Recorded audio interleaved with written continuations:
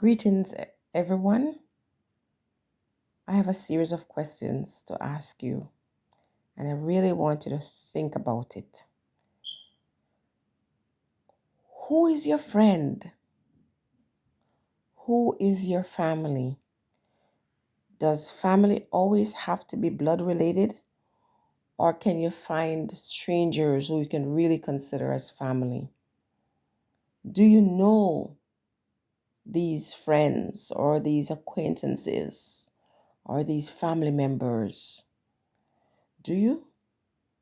The thing is, sometimes we don't even know ourselves or our ability or what we're capable of until our back is against the wall. So when you start to defend people or start to swear up and down that you know people, I'll tell you to think carefully. I'm going to tell you that again, I'm going to say this is a time to just really spend quality time with yourself. Be okay to be alone. Be okay to enjoy your own company or get to know yourself better.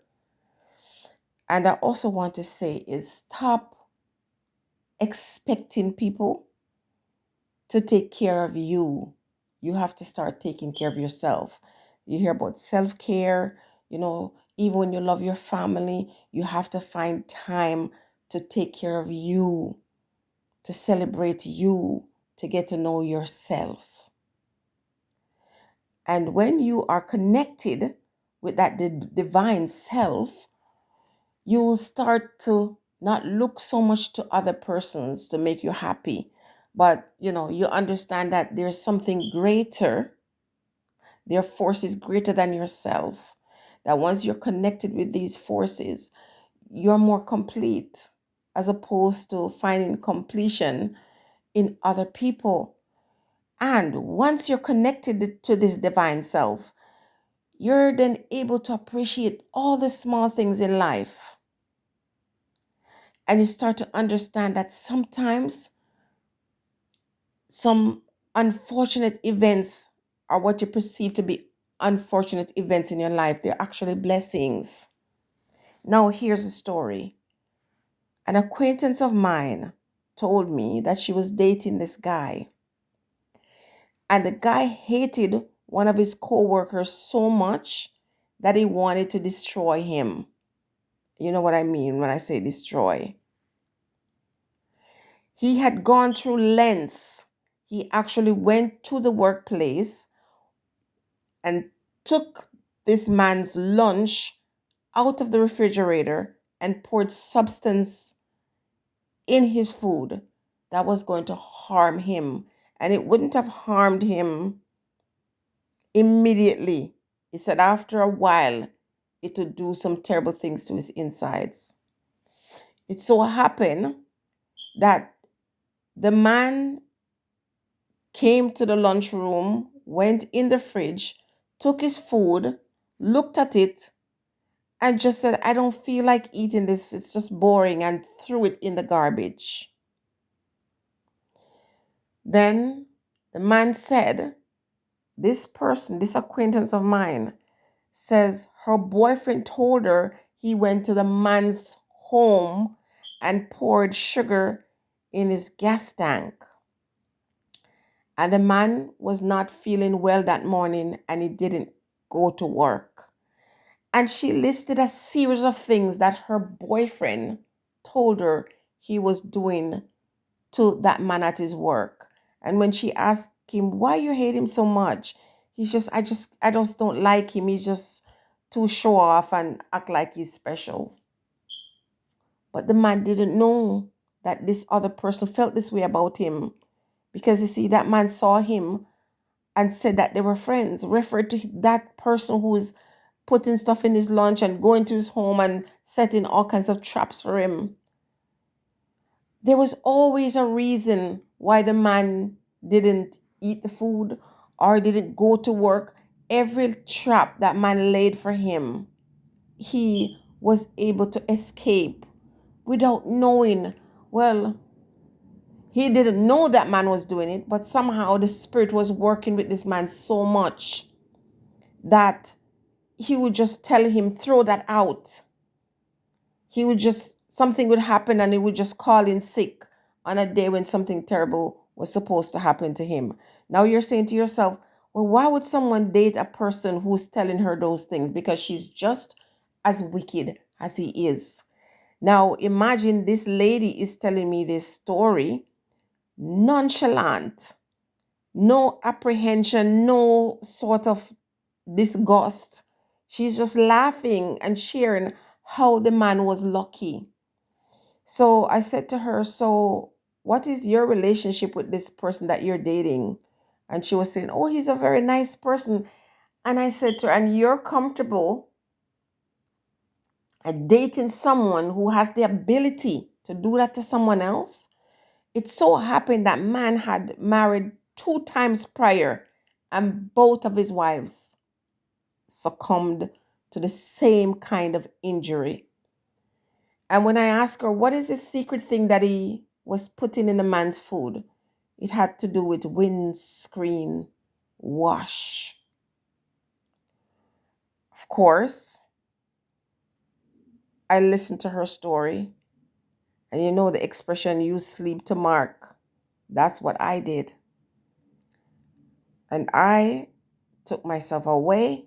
And as much as I don't really socialize with people like that or go to people's house or they come to my house, I just, if I see her first, she'll never ever see me again. Put it like that. So what I'm saying all of this to say to you that sometimes you are being saved from something. Sometimes that friend that you love so much, all of a sudden doesn't want to talk to you, doesn't want to see you for no reason. You can't, no reason that you can understand. And you don't understand that people are removed out of your life to save you. That's why every situation that you find yourself in, no matter how hurtful it is, always understand that behind the scenes, there's something going on that is saving you from yourself and protecting you from other persons as well. Okay? Many of us are walking in darkness. Many of us are surrounded by enemies within and without. So instead of looking at all the bad things that happen to you, give thanks, because you don't realize how many times you have been saved. All of a sudden your friend acting the fool or your friend start acting weird, start avoiding you. And listen, when you form close bonds with people, it hurts, of course. But the next time somebody drops you or someone, treats you badly, or the man decides he doesn't want to be with you, or the woman decides she doesn't want to, it's a blessing. She doesn't want to be with you. It's a blessing. If you ever knew what you're being saved from, you got let go from that job, you're living in some foreign place and you don't have all the proper papers and you got deported. If you ever knew what you would be escaping. Some years ago, I dreamt that I was at the airport and it was filled with people trying to get on a flight and they were stranded. It was in the States and they were trying to go to Jamaica and they were stranded. And if you've been with me long enough, you must have heard me say, there will be a time, or there will come a time when people will want to go to the very terrible Jamaica that we always hear about, and they will not be able to go. And you see, here we are. Here we are in this time.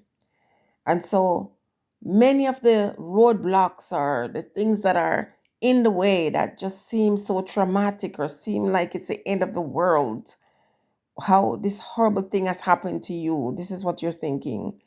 It is a blessing. It is an absolute blessing. And so if we can find a way to balance ourselves and to be so connected where we understand that all things work together for good. All things. Even when we don't understand it, even when it's new, all you got to do is say, You know what? I don't understand what's happening now, but I know that you have a plan for me that is greater and better than anything I could ever plan for myself. And as you hold on to that thought, even though you're looking at the things in front of you that are sometimes hurtful, you could say, I know you have a plan. Nowadays, when I hear negative stories, all I do is close my eyes and I look at the spirit. I look at that angel with the wings ascended to the heavens. And I say to myself, you have a plan that is bigger than any plan I could have for myself. And so I have to trust you. I can't allow other persons to come to me and distract me with the negative stories and the negative news. I have to trust what my guides, what my spirit guides teach me and show me over the years, and know that they love me.